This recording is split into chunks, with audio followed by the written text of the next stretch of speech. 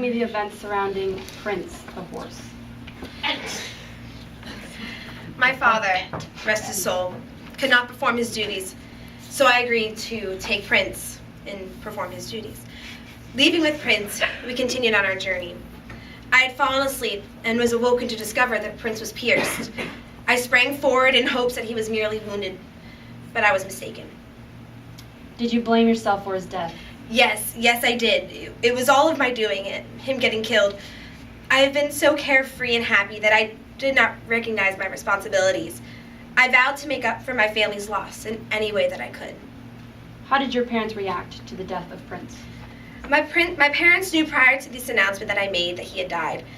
Yet, my guilt did not subside. My parents mentioned that they did not place any blame on me for his death. Yet, I felt that it wasn't my fault. His death rests on my soul because of my negligence. Did you and your family have a funeral for the deceased? Yes, we did.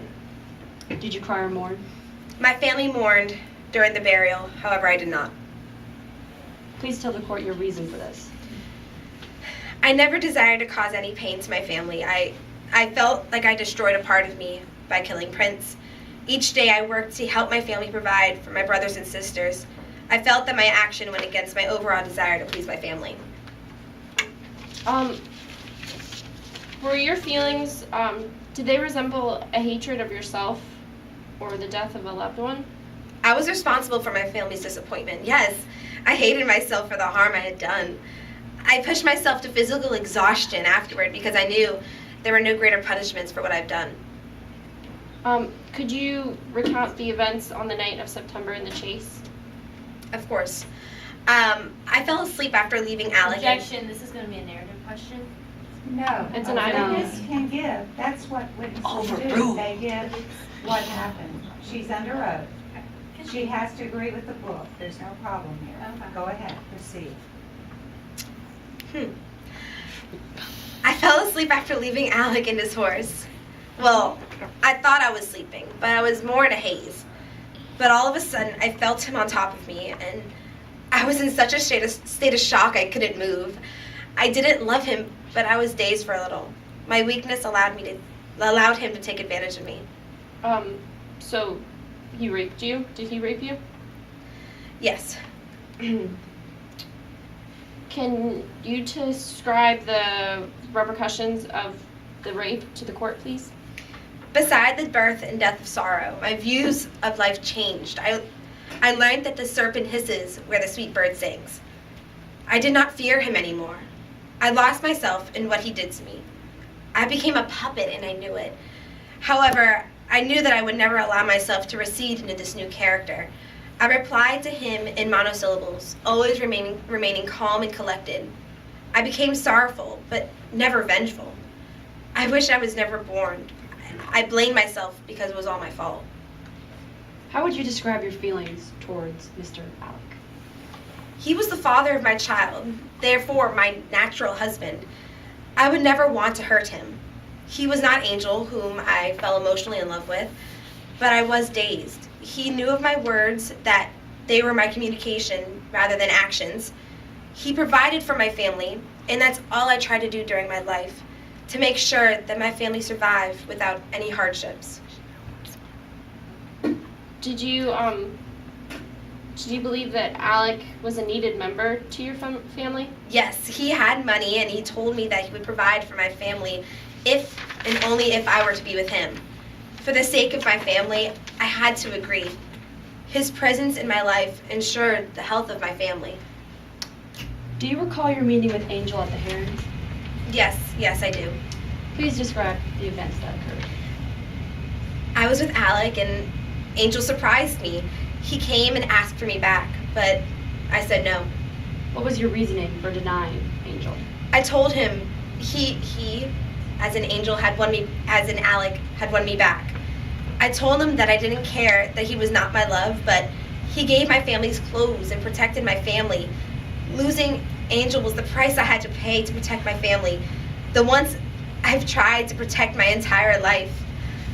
My little sisters and brothers and my mother's needs. They were the things that moved me. Bye. What did you feel upon returning to the room? I felt that I had lost Angel once again. I recall that Alex said that he would never return, but he did. I was mad, yet I had too much pride in my well-being of my family to harm or sin upon my family name, like I had done before when I killed Prince. And what happened while you were in the room? I broke down. I saw my love again after years, and all of the fond memories I had of him came back to me. I told him that he looked like he was dying. I told him that I felt the same way as I did after he took advantage of me those years ago. He made me be the woman I pray not to be again. And then things got out of hand. He started yelling at me.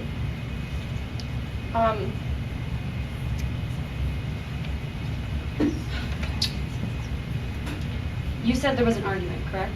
Correct. Did Alec make any motion towards you?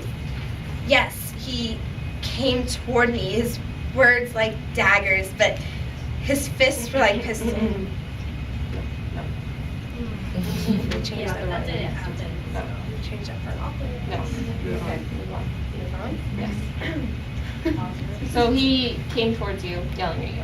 Yes, Did you defend yourself? I did. I bent forward and I covered my hands, and I tried not to fight back. I didn't fight back. He yelled at me and he came towards me. I grabbed the knife from my breakfast just in case. He came toward me and I was scared. His eyes glared at me, a glare that I have never seen before, and then his eyes filled with anger, and he rushed toward me. I was scared, and before I knew it, he stopped. Objection. The answer to that question was I would say that for your cross-examination. Yeah. Go ahead. So, did you intend to strike him in the heart? No, I would never strike him. He came toward me and I tried stopping him. I never forced my arm into his body, and as soon as I saw the knife I stopped. To clarify, was your attack on Alec intentional? No, absolutely not. No further questions. Next witness? The defense rests. Defense rest. No further questioning. All right, Do we cross?